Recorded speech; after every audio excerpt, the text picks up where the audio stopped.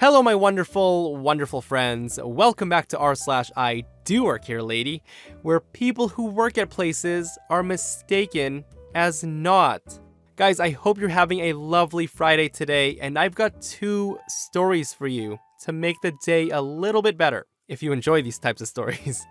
Guys, this first story is emailed to me by Jessica M, and it's about the time she had a mischievous coworker fired because he thought she was nothing but a dumb receptionist when she's a safety officer.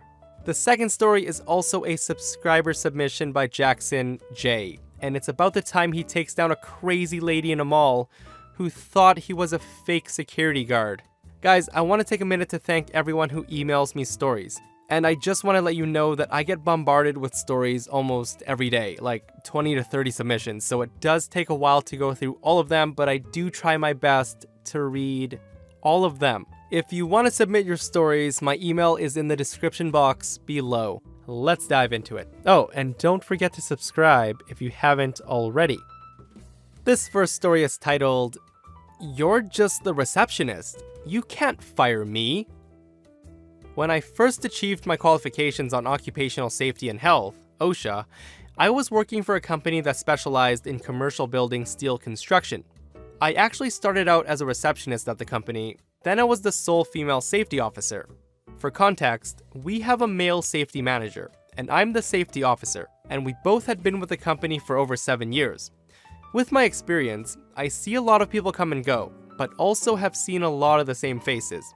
People tend to stay within the industry, even if they hop different companies. So someone that we may have known through another company might end up working with us, or vice versa. This is the story about one welder, Ben, who used to work with one of our subcontractors for years, and would come into our shop often and see me working the front desk as a receptionist. He recently picked up a full-time job with us. Between when I last saw him and when he worked with us again, which was over a year and some, I got my certification. I was never very close with him. In fact, I did not like him. He was the typical work out of town in the boonies type guy who blew all of his money on drugs, alcohol, and escorts with no respect for anyone, and he was a notorious practical joker. His practical joke is actually what led me to submit this story to Fluff in the first place. One day, I was on the shop floor reviewing some plans and cross-checking what had been completed so far. Ben had been working with us for maybe a few weeks. I hadn't seen him since I had been working out of town. This also meant that Ben did not know that I was now a safety officer and no longer a receptionist. I was walking around when I suddenly heard the overhead crane working. I glanced over and saw no steel being moved and didn't think anything of it. Now, I understand that not many of you will understand what I'm talking about, so I'll try my best to paint a good picture for you. We have overhead cranes in our shop that are used to move giant pieces of steel from one end of the shop to the other. The shop we work at often deals with 30 to 60 feet long I-beams, which weigh about 50 to 100 plus pounds per foot. The length of a 30 to 60 foot beam can be upwards of thousands of pounds, depending on the thickness, etc.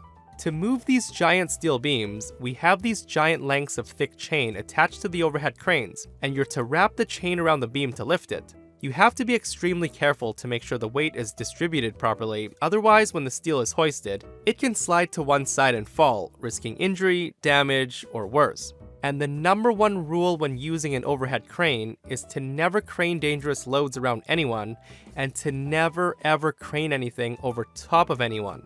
The reason being is that we, as humans, are soft, fleshy things, and a 5,000 pound steel beam is, well, 5,000 pounds.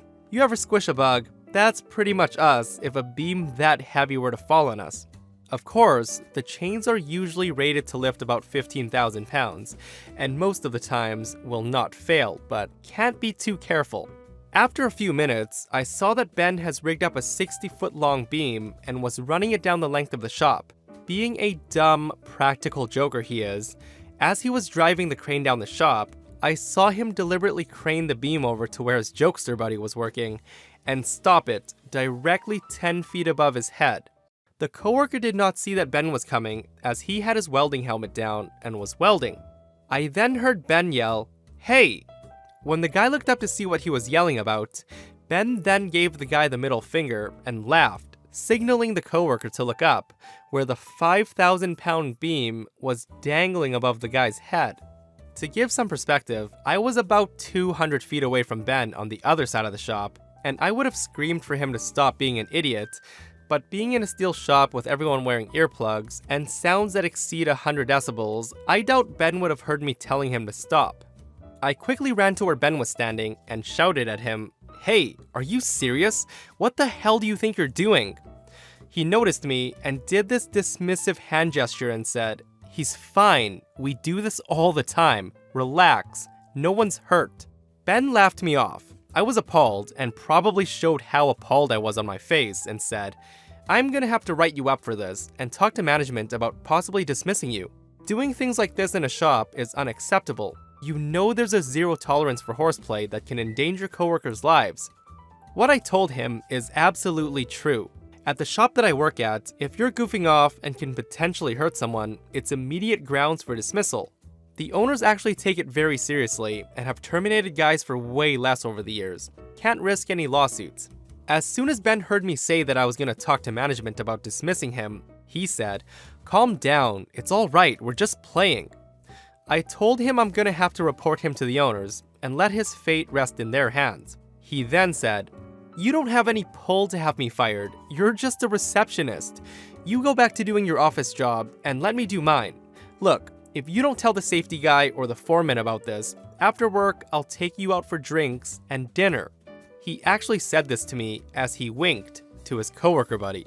I didn't want confrontation or to go on a power trip saying I do work here as a safety officer, blah blah blah, because I needed to keep my cool and remain professional. I said, "Alright then, deal." As I was walking off, I heard him and his buddy say that dumb receptionist chick should mind her damn business. I couldn't take that snide remark, so I walked up to them again, pulled out my little wallet, and held up my safety officer certification card. And Ben's face went white. I didn't say a word. I went directly to the foreman's office and called a meeting ASAP with upper management, saying that Ben was endangering lives of a coworker in the shop by joking around. I told him about the dangerous stunt he pulled, and then we reviewed the shop cameras. The owner was appalled at what he saw. I'll never forget the time.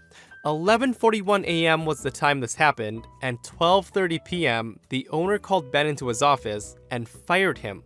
I was in the shop area talking to the foreman when Ben comes stomping out of the office area to collect his belongings. He did not even look at me. I've dealt with a lot of safety officers on sites over the years, and UOP kept your cool in the situation, so kudos to you. If you guys don't know, in a few of my videos, I've mentioned that I work in steel construction. I started as a welder, moved on to welding supervision, and I'm now doing quality control and inspection. So what OP described actually happens all the time in steel shops.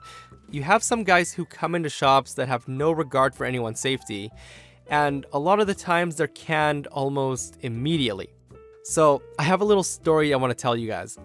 So I'll never forget this one time my boss saw a coworker do something dumb that he was fired on the spot. If you guys don't know what an overhead crane looks like, I'm gonna probably post a picture. So he was showing off to a new guy, saying that he can ride the chains on the crane to the very top, which is like 30 or 40 feet high. He basically lowered the chains enough so he can put his legs in, and he sat on it like a swing, and he rode the chains up about 15 feet. When the owner comes walking out of the office doors and yells at him to take his stuff and go home. And we never ever saw him again. I have so many stories about dumb people who I worked with. This next story is titled, "Apparently I'm a Fake Security Guard." Before I started my career in law enforcement, I had a gig as a security guard for a mall for a couple of years. And believe me when I tell you that I have stories for days. But this story is about one time I got to take down a psycho lady at the mall. For some background, I'm a 6-foot-tall male that's relatively lean. When I wear a security uniform, I don't necessarily fill out properly, but whatever. Since I was a kid, I've always wanted to become a cop, and because of this, I've taken martial arts for most of my life, particularly jiu-jitsu, and with this training, when I get the chance to take down a person, I must say it's very impressive. Okay, so back to the story. My partner and I were making our rounds around the mall, but as he went back to the security office for something, I got a call about a disturbance in one of the bigger department stores. I can't tell you what the department store was, so I'll just say it rhymes with Sears. When I got to the front of the store, I saw a middle-aged lady who was berating the cashier. This lady was hollering at the top of her lungs about some nonsense regarding a final sale item that she was trying to return. Surrounding her on the floor were packages of chocolates, candies, socks, things that were usually kept up near the tills as a last-ditch effort to get customers to buy more things. This lady, in a fit of rage, had thrown things around like a toddler with a tantrum. Upon approaching, the manager of the store sounded like he was reiterating himself, something along the lines of, "Ma'am, our store policy is that you cannot return these items because you've used them. Plus, they were final sale. There's nothing we can do for you, so we must ask you to leave." She says, "No, I want my refund. I have to return these. They didn't fit me." This lady shrieked and stomped her feet. She stomped her feet. "Excuse me, ma'am," I said authoritatively. "I'm gonna have to ask you to leave the premises. You're causing a disturbance." Her, being appalled, said, "You can't kick me out. You don't work here." I was beginning to tell her that I worked with mall security when she says, "Now you're getting scrawny kids in costumes to try to kick me out?" This lady made a weird gesture at me and the manager, ignoring my presence some more, and she said, "Someone get me real security. I only wanted a refund, but now they're discriminating against me because I have a reading disability." I almost laughed out loud because of how quickly the situation was escalating, and it seemed like this lady was now grasping for straws.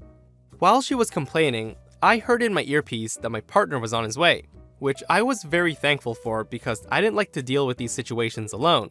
And I said, "Ma'am, please, you need to leave the property now." "No, not until I get my refund."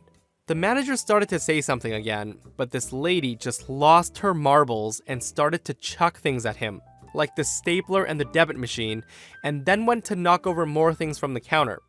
I stepped in and tried to grab the lady's arm to stop her. She screamed like a dying cat, went to put both of her grubby little hands on me to shove me, which was a big mistake. As was our policy, if a customer attacked us, we could restrain them, so I did. It wasn't hard. This lady was all of 5'5" and maybe 130 pounds. I was able to pull her away from the counter, knock her off her feet, and pin her on the ground. In a split second, my partner had shown up to witness this last little bit and was calling our office to call police. We cuffed her to detain her and waited until the police showed up. They ended up arresting her for causing a disturbance and for assault because that stapler she threw hit the manager in the mouth and drew blood. All while this happened, the lady was still yelling about her refund, how I'm not a real cop and couldn't arrest her, which was true, but I could detain her. The lady was also charged with resisting arrest because she tried to fight off the police that came and arrested her. My partner and I always joke that she must have been on drugs that day. So if you're curious about the items that she wanted a refund for, it was for underwear. 7 pairs of underwear to be exact. And it was very obvious that she had worn them. And that, folks, is the time I got to take down a crazy lady at a mall. Oh, she tried to return 7 pairs of used underwear. I don't even know what to say to that. That's absolutely disgusting. Guys, if you've worked in retail, let me know the craziest thing that anybody's ever tried to return. I think underwear probably is way up there. And that brings us to another end of r/IDOWorkHereLady. Guys, if you enjoyed the stories, do hit that thumbs up button. If you missed the last episode of r/IDOWorkHereLady, a Karen tries to get an owner of a store fired. Oh my goodness, Karen, come on. If you haven't seen it, check it out, and I'll see you guys in the next one. I love you all.